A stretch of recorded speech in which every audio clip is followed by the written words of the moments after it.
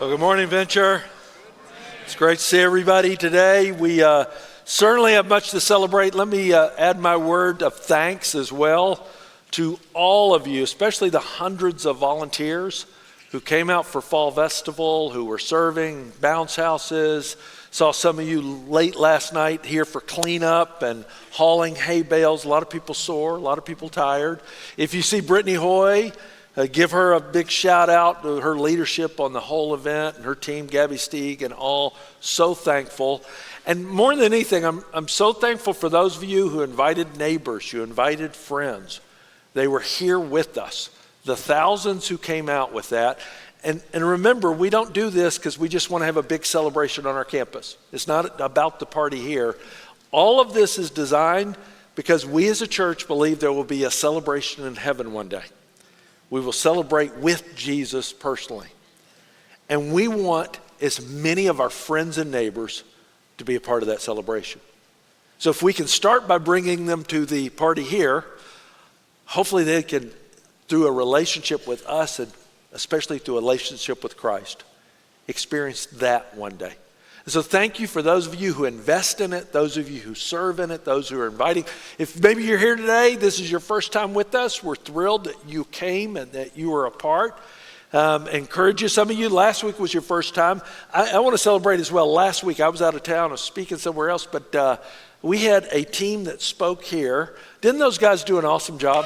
Yeah, with Max and with Luke and JC. Man, what an incredible job. Now, if last week was your first week, I have some bad news for you. You have me for the whole time this week. So if at any point you're like, I'm ready for this one to tag out and get the next guy in, sorry, it's me the whole time. But we're still in the book of Mark. I love the way that each of the guys last week, they went through the passage. And as we've seen in Mark moves fast.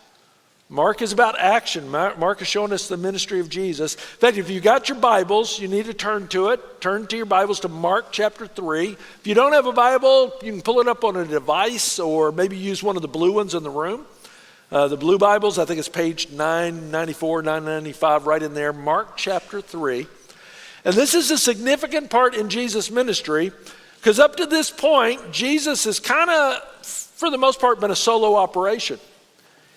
He's got followers, different ones that are starting to come after him. And Mark's going to emphasize it, the masses are now following Jesus. It's a mass group. And if his goal was just to gather a mass group, if his goal was just to go viral, to be popular, he's done it. He's this throng of humanity who's gathered around him. What we're going to see in this passage is Jesus makes a very strategic decision, not only about how he operated then, but how he operates now. That he doesn't just want to gather the mass, he wants to launch a movement. It was always about launching a movement. And he strategically makes a choice in how he invests his time and what he personally does. Read with me in Mark chapter 3, starting in verse 7. It said, Jesus withdrew with his disciples to the sea, and a great crowd followed from Galilee and Judea and Jerusalem, Idumea, and from beyond the Jordan, and from around Tyre and Sidon. Mark's emphasizing here, people are coming from all over. They have traveled miles and miles because they've heard about Jesus. Here's why they're coming. And when the great crowd heard all that he was doing, they came to him. And he told his disciples to have a boat ready for him because of the crowd, lest they crush him. Again, this isn't an exaggeration. You think of a concert. We've seen people where you've got this massive humanity. People are rushing. They want something so bad. And there's so many people that want something from Jesus. As he's on the seashore, he says, get a boat because we need an escape route in case they crush us. And the reason they are, verse 10, for he had healed many, so that all who had diseases pressed around him to touch him. And whenever the unclean spirits saw him, they fell down before him and cried out, you are the Son of God. And he strictly ordered them not to make him known. Jesus is about as successful as any person could be. About as successful in launching a ministry in this corner of the world so that thousands of people are coming and they want a part of it. Look what he does with intentionality in the next verse. Verse 13, And he went up on the mountain and called to him those whom he desired, and they came to him. He strategically pulls away. As great as it is to have the crowd, great it is all the people, great even the ministry they're doing, he knew if he's launching a movement, he wants something that's sustainable beyond just these few years, even sustainable beyond his lifetime. He went up on the mountain and he called those whom he desired. He appointed 12, whom he also named apostles, so that they might be with him and he might send them out to preach and have authority to cast out demons. He strategically says, instead of giving myself to the whole, I've chosen 12 out of these followers, 12 out of this group. And then we have the list of the 12 here. He appointed the 12, Simon, to whom he gave the name Peter, James, the son of Zebedee, and John, the brother of James, to whom he gave the name Boanerges. And basically it's a nickname that he gave them, which means sons of thunder. That's a great nickname, isn't it? Here come the Sons of Thunder. Sounds like a pro wrestling team with it. But the Sons of Thunder, Andrew and Philip and Bartholomew and Matthew and Thomas and James, the son of Alphaeus and Thaddeus and Simon the Zealot and Judas Iscariot, who betrayed him. That he knew all along would betray him, but he loved him as well. As we look at this, I think it's important, and I want us to focus in on the strategy that Jesus is using, but also what he accomplished through them. And for us, we kind of read through these names, and if you go now, you can go to the Vatican and you see St. Peter's and all the different statues and the part and all the saints that we have and all the ways that they're honored around the world. But if you were back in that time period, and this was your starting lineup, this was your 12. I mean, on paper, you go, this isn't a championship team. It's interesting how God calls ordinary people. Jesus went on the mountain and he called to him those whom he desired. He's very strategic about who he chose. But like I said, in that time period, I think people would have been surprised.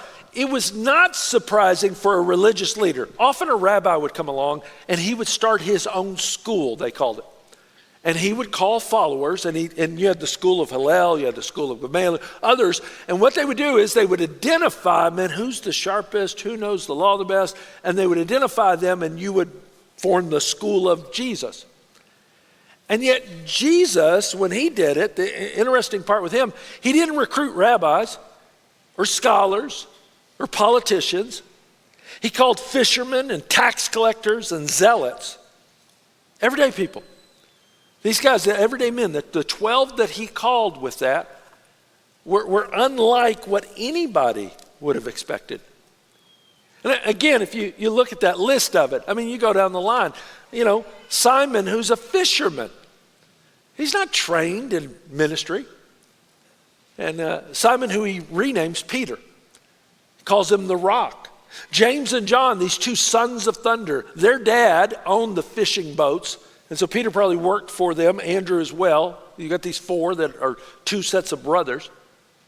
And these guys, and then Andrew's quieter than his brother, but he was the one that actually introduced him to Jesus, said, man, you got to listen to this guy. Philip and Bartholomew, two guys that would study together sometimes. And in fact, when Philip told Bartholomew, he's also known as Nathaniel, when he told him, man, you ought to check out Jesus, and he said, wait, he's from Nazareth? Bartholomew looks down on it. He's from Cana, and he's like, can anything good come out of Nazareth? We're going to follow a guy from Nazareth? Matthew, the tax collector. We talked about him a couple of weeks ago. Nobody liked tax collectors. They sold out. They followed Rome. They were crooks. And Jesus specifically chose this guy to be one of his inner 12. Thomas. We call him Doubting Thomas. I like Thomas because I think Thomas says out loud what everybody else was thinking. He's just willing to ask the explicit question, Jesus, really? James, the son of Alphaeus. We really know very little about him, especially his background before following Jesus. In church history, he's called James the Lesser. How would you like to be? You're James the Lesser. But he's this follower of Jesus. Same with Thaddeus. His real name was Judas, but he'd been given the name Thaddeus, probably by Jesus. This name means courageous. And he had courage for Jesus in his life. Simon the Zealot. Fascinating he chose Simon. The Zealots, that word Simon the Zealot, they were called the Sicarii, or today you see the movie Sicario. That word's assassins. They were this political party who were so against Rome. They hated Rome so much that they thought, assassination was not off the table. And so they would often carry around with them these daggers. They were known, they had daggers under their robes. And if they could get near an official or someone, they'd come up and stab them. And just try to kill somebody. Some of the people they loved to stab the most were tax collectors. Literally, they hated tax collectors. They're working for Rome. We can take those guys out. You imagine the first dinner when Matthew sits down and Simon's right next to him? He's probably like, hey, Jesus, can we frisk him? Make sure there's no knives. I mean, guys, look at this collection here. We've been, with 2,000 years of church history, we kind of see them all with glowing eyes. If you saw the lineup that day, you'd have said, really, Jesus? This is who you would choose? This is who you want to be a part? And I love this because it shows so much about Jesus. God's kingdom advances not through the powerful and elite, but through the weak, the overlooked, and the ordinary. It's always been that case. God always loves to subvert our system. Our system is so different. We just think differently because we have to. We have to consolidate power. We have to get the brightest and best. We have to get the most influential. We're always like, I got to have the strongest team around me to fill in the gaps with it. And so any given thing, if you're a sports fan, if you're a football fan right now, I mean, it's not enough just to have a great quarterback. What do you have to have? Well, we have to have linemen too. We have to have a great defense. Oh, and special teams with that. And then if something falls apart, who are we mad at? We're mad at the general manager. Why didn't you collect the right talent? Baseball, postseason right now. I'm a huge baseball fan. You can't just have, good batters. You got to have starting pitchers. And then you have to have a bullpen. And let's get the strongest team together so that we can win. We do it in business. If you're recruited to a business, what do? Man, they've got quite the process. We got to weed out. We need only the brightest and best. Look at our C-suite over here. Or a university. What do the most exclusive universities do? They will literally tell you what percentage of people they do not let in. We only let in, 3% of our applicants. Why? Because our systems have to be built that way. Politically, we have to consolidate power. We have to get as much power as we can if we're going to win. That's how we operate. Now, let me give you a theological principle that I think we all would espouse, we would all say, but here's where it gets real practical with it. Here's the principle. We serve a God who's omnipotent. You know what that word means? All powerful. He literally has all power. And so he doesn't need anyone.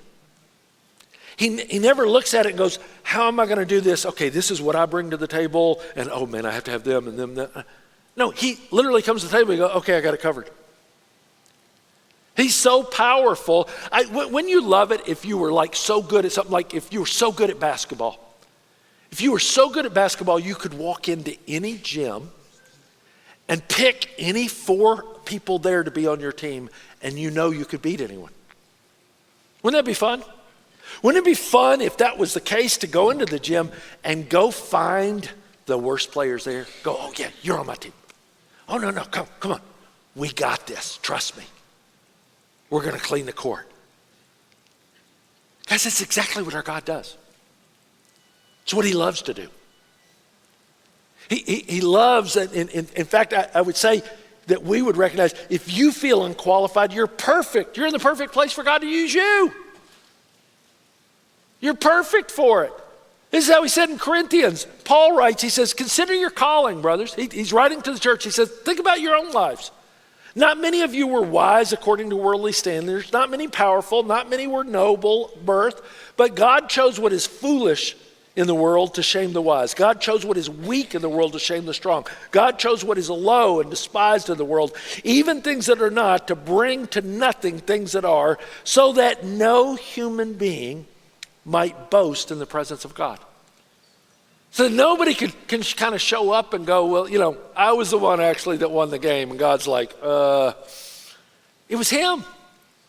It's his power. It's his strength. And I say this because we're not just celebrating what he did with 12 guys back then. Folks, he's still doing it today. And some of you so underestimate yourself. You so underestimate what you can do in the kingdom. You so underestimate, and I know part of it is like, I'm just a worm. And I'm the lowest. I don't have my act together and that. And you kind of go, God loved me enough that I'm on the team, but I better just sit on the bench. I'm not supposed to be in the game. I'm not supposed to actually be in the story or in the starting lineup or any part of it. And it comes off as kind of like this humility. I'm so low and that. Here's what you're doing, though. You got to be careful. You're not just underestimating you. You're underestimating God. You're underestimating what he can do through you. And he's always chosen people just like you. Do we really believe he's omnipotent, all-powerful, or not? Because, a lot of times I can be the first to say, he's omnipotent, but I don't really believe he's timnipotent. He's got enough power over me. He's got enough power to use me. And I think the same is true for all of us. I love that when Jesus is launching his kingdom, he didn't scour the countryside for the most powerful people. He didn't scour the most learned. He didn't scour and go, I can only get people that were rabbis and chosen. He goes, man, let me just get a team, and they're going to be all different perspectives. And they're going to have all different ways that they approach things. But I can use them. And he can use you too. Now, how do I know that? Because he not only calls us to be with him, he changes us. He has the power to actually change our life. In fact, if you look at in the story, what did he do? He appointed 12 whom he had named apostles. Look at the first thing though he did with them before he ever sent them out, so that they might be with him. He called them to himself. He said, you guys need to hang out with me. You guys need to do life with me. You need to see how I treat people. You need to see how I see the kingdom. You need to see what my character is like. See, by being with them. And if you read the stories, for the 3 years, they're missing it most of the time. As he's teaching that, he's always having to explain. He's pulling them aside. Every so often he has to pull them back and rebuke them. But he's using that process. And again, I think God's showing us that's how he changes us. We're so quick, but I hope you realize the first call is not the work you do, but to walk with Jesus. The first call is to walk with him, be with him, experience life with him. Again, it goes back to he's omnipotent. It's not like he recruited you and he goes, I got to get you to work. I don't know what I was going to do without you. No, he's got it. He's powerful. And so he says, hey, why don't you do life with me? And as you do, like the first disciples, as you spend every day with him. I love this because what it shows us, the gospel starts with relationship, not performance. This is what makes the gospel different than any other religion. It makes Christianity different. It's not that you've come into this system, now you better get to work, and you better do these things, and you better earn your keep. God loved you enough to save you, now you better get after it. No, he didn't save us for performance. It always started with relationship. And one of the most freeing things that you will come to in your life is when you realize Jesus doesn't need you. He doesn't need anything from you. Now, I know when I say that, you go, that doesn't feel very free. Hear me out on it. Because think about other relationships. A relationship built on need. You ever experience somebody who suddenly they're being real nice to you and your first thought is, what do they want from me? I mean, it happens. You get a knock on the door. You open the door, and there's somebody there's the friendliest person in the world. Well, hello, sir. How are you this evening? They're talking like we're best friends now, aren't they?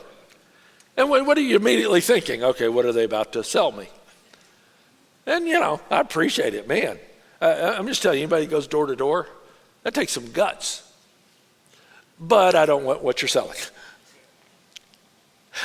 That's an easy thing. It's much harder in life. You ever experience this? Where somebody you thought you were building a real relationship, and you realize later they only wanted something, or they were using you, or sometimes they don't even know it because they have these needs, these gaping wounds in their own life, and so they're in relationship with you because they need you to fill them and be for them what's empty in them. Man, that is so painful when you've been in those kind of relationships or you experience that. That's why I come back over here, why it's so freeing when you come to God, when you come to Jesus and you realize he is complete in himself. He doesn't need us. He doesn't need you. He's not with you because he wants something and needs something. He's in relationship with you and me out of pure love. What he has for us, what he is himself. Our God is love. He's been a love relationship for all eternity. And so when he comes to us with relationship, it's not about, oh, you need to perform, or you got to do this for me, or that. It's actually flipped on its head. He comes and he says, I've done this for you. I've accomplished for you. I want you to experience what I've always eternally experienced. It's about the relationship, not the performance. And as we realize that, then it calls us back to, well, what are our priorities? And I just ask you, is your first priority time with Jesus or task for Jesus? And I can fall in the second category, and sometimes it's not even task for Jesus, it's task for Tim. I mean, okay, Jesus, yeah, I'd love to hang out a little bit more. Let me knock this out real quick, but I got things to do. I got things to do for you. I got to get out there. I got to go. And we go, and we go, and we go. And we go do. And he looks at it and he says, why don't you come be? Let's be together. There's things to do. I'll call you to it. But if you never spend that time, and we spend our life spiritually exhausted so much. Lillian Gill tells a humorous story. She said she and her husband were driving down the road one day, this years ago, and they look over on the side of the road and there was a Cadillac. And there's a guy standing outside of his car and they pull over with it. And he's kind of embarrassed. He's a businessman. He said, you're not going to believe I ran out of gas. I knew I was low on gas. I've got this business meeting I got to get to, and I thought I could get there, and I ran out of gas. They said, no problem. They had a gas can in their car. They said, we'll get some gas. They went and got some gas, came back, put a gallon in his car, and they said, you should be fine, stationed just a few miles down the road here. He took off as soon as they put it in. And they got back in their car. They're driving along. They went about 12, 13 miles, looked over. There's the same guy on the side of the road. Now he's doubly embarrassed. They pull over and he said, I know. I'm late for this meeting, and I thought, well, maybe this is enough. I can get to the meeting, and then I was going to get gas later, and I ran out again. And you kind of laugh at it, and you go, who does that? I would say spiritually, lots of people. They get just enough spiritual fuel, and I got to go. No time to stop, no time to pull up, no time to recharge, no time to refuel. In fact, I would say tons of people, I see it on Sunday mornings. A lot of you came in here, you were on fumes. Literally. I mean, you had just enough, you barely got to the parking lot and you kind of spiritually came in, and you sit down. And then you're here and you're like, fill me up, Tim. Come on, fill me up. Come on, this is refuel time. And then gotta go. See you next Sunday. Guys, I can't give you enough spiritual gas in one sermon. It was never designed that way, by the way. It was always designed that we're with him every day. That as we spend time in his word and talk to him about it, we learn how he thinks. As we read, I would encourage you, you realize that 4 of the largest books in our New Testament are gospel stories about Jesus' life. 4. God's telling us how important it is that we keep reading about his life. We keep reading about how he treated people, that we see it from 4 different perspectives of people who are with him. That as we engage him in his word, as we engage him just sitting with him and in prayer, what he's doing is he's shaping us, he's changing us. He's investing in us like he did with his disciples.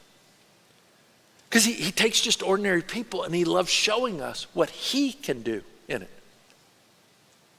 He chose ordinary people to be with him. Look at the last part of this. That he might send them out to preach and have authority to cast out demons. And here's what you see. It's not about being with Jesus, just to hang out with Jesus because it's about me. The more you're with him, the more you catch what's important to him. The more you're with him, his heart for the world becomes your heart for the world. And what you'll find out of it, mission always flows out of intimacy with him. Mission always flows out of intimacy. The more you have that intimate time with him, the more you're praying with him and engaged with him, you can't help but catch what he said he came to do. That he had a mission to the world. We are like the people we hang out with. It's always true. In fact, when my kids were little, it was always interesting. We would be around the dinner table, and I could tell from the way our kids were acting or talking to us, I could tell which friends they'd been playing with that afternoon. Never failed. So some of them, they'd come on, they're sassy all of a sudden, or they're talking about you like, oh, okay, I know what house you've been at. Or they're complaining. Or every so often, you get one, we're so poor, we don't have anything. I'm like, okay, I know who you've been playing with. You're impacted by who you hang out with. We laugh about kids, it's true about adults too. I can tell who, maybe it's not a person, and I can tell which news channel you've been watching. If we talk for a little bit, I can tell, which channel. Oh, okay, that's interesting. I can tell what your feed is like. Some of you, it's like, if it's angry all the time, isn't it amazing? You get off of it and you're angry. Or if it's conspiracies all the time. Oh, yeah, this, and you walk through life and everything's a conspiracy. Because that's what you're hanging out with all the time. Whatever it is, it can be whatever you're streaming all the time. Be shows. I'm convinced of this. If you watch Dateline all the time, you'll be convinced your spouse is plotting to kill you. It is. It's like, wait, what are they doing? We're shaped by who we hang out with. And so that's why Jesus said, why don't you hang out with me regularly? Because he knew if you hang out with him, you capture what's important to him. And he loves the world. You see, as you look at it, if you try to go without being with him, you'll burn out. And I've been there before. Where you're going for him and you're doing good things. But none of us has the spiritual fuel in of ourselves. Flip side of it though, if you're with him but you never go, you miss the point. If you think he just saved me because he wants to hang out with me, no, he wants us to be a part of what he's doing in the world. He wants us to be a part of that movement with that. And so your calling is not just about being blessed, it's about being sent. It's about going as he went. In fact, he said that to his disciples, as I was sent, I'm sending you. And by the way, they caught it. You read through those 3 years with Jesus, they may have had their struggles, but they got it before it was finished. And if you go down the line with those disciples, you look at Simon who became Peter the rock. He lived up to what Jesus saw in him and ultimately was crucified in Rome by Nero. James, who was the first martyr in the book of Acts, he was beheaded. John, who's the only one on the list who wasn't martyred, but he was exiled. Andrew, who was crucified because of his witness as a missionary. Philip, who went to Hierapolis, and he was crucified there. Bartholomew, he went to Armenia. He's one of the great leaders bringing the gospel to Armenia. And ultimately gave his life with that as he was crucified. Matthew, who went to Egypt and ultimately Ethiopia, where he was finally stabbed and killed by different people with spears. Thomas, who took the message to India, and he was killed with a spear to his side. James, the son of Alphaeus, he's crucified in Sinai. Thaddeus, the courageous one, who went to Edessa. He actually had a miracle. He healed the king of Odessa. There was revival that happened there, but as he continued to take the message out from there, surrounded by a group, and he was beaten to death with clubs. Simon the Zealot, that zeal that he had, Jesus used it, took the gospel message all the way to the west coast of Africa. And there's some accounts that he actually went from there to the British Isles before he too was crucified. Do you hear how many down the line was crucified, crucified, crucified, beaten, stabbed? These guys were so captured by the mission of Jesus that, like their Savior, who they saw gave his life, they were willing to sacrifice everything because they wanted other people to hear it and know it too. As you look at this group, I would just challenge all of us as we think about this day, just today in our own lives. Jesus is still calling ordinary people like us to do extraordinary things. Don't write yourself off. Because when you're underestimating you, you're really underestimating what God could do through you. And I'll say it, anything he's ever done through anyone in history, he can do through you today. Not because of you, because of him. And as we say that, though, he changes who we are, not overnight, but being with him. And so I would just challenge you. Some of you, you're frustrated in your spiritual walk. You feel like you're going from one gallon to another. You're on empty more than you are really recharged. This may be the most critical thing, is learn what Jesus did with his disciples that he wants to do with you. He just wants to spend some time with you. And the more you're with him, you'll start experiencing the life change that you actually crave. And you'll start experiencing his heart for the world. And as you do that, notice he sends us with authority and power, by the way. He's omnipotent, and he uses that power through us to make an eternal impact. I love the way Chuck Swindoll puts it. He said, never underestimate what God can do through a life fully surrendered to him. Never underestimate what God can do through your life fully surrendered to him. You know, I had a mentor years ago, Howard Hendricks, when I was at Dallas Seminary, worked for Prof. And he would tell the story that he was from Dallas and knew a church leader, a guy that was an ophthalmologist. And I love this story because this guy was a leader in the church, but some of the college students in the church who were passionate about evangelism, they approached him and they said, do you share your faith? And he said, honestly, I don't. And they said, do you know how? I love this college students take this church leader, they go, do you know how to share your faith? And he's like, I really don't. And they said, come to a training class we have. And in humility, he went. And he learned. And he got on fire. And from that time forward, he never saw his medical practice as just a medical practice. He said people are coming in for their eyes, but they really have a heart issue. And so he would share Jesus with people over and over. In fact, Prof. Hendricks said, man, I had never seen a missionary as effective as this guy in sharing Jesus. Prof was in India speaking in this rural part of India, and he was just using this doctor as an example. He says, not just in India, there's a doctor in Dallas, and he shared the story about it. And after Prof got through speaking, this Indian gentleman came up to him and he said, hi, I'm a doctor here. He said, I know who you were talking about. And he said, what? He said, it was Dr. Jack Cooper, wasn't it? He goes, that's exactly who it is. He said, how do you know? He said, I went to medical school in Dallas. And while I was there, my eyes started giving me trouble, and I went to Dr. Cooper. And he's the one that shared Jesus with me. And he led me to Christ in his office.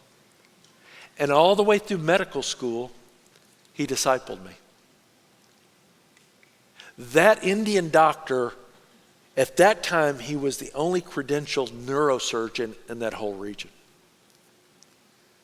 But he not only practiced medicine, he practiced what his mentor had shown him. And he was sharing Jesus and had incredible impact in India.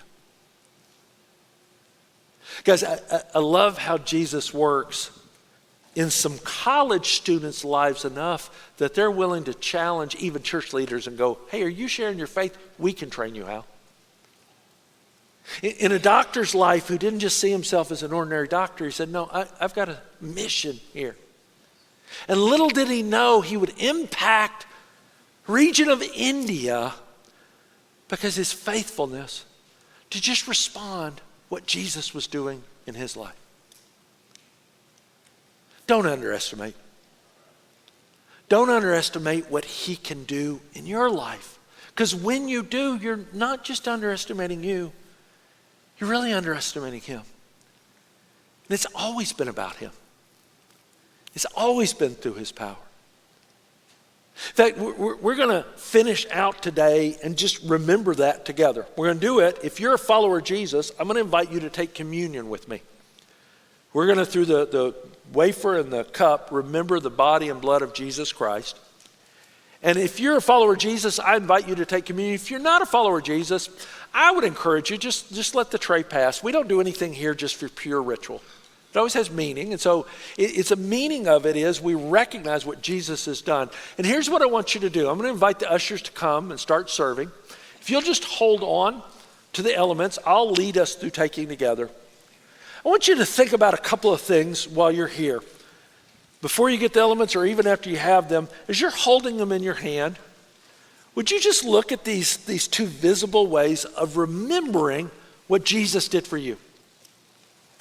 Would you just thank him in that moment? Jesus, thank you that you were broken and that your blood was shed, that you changed me.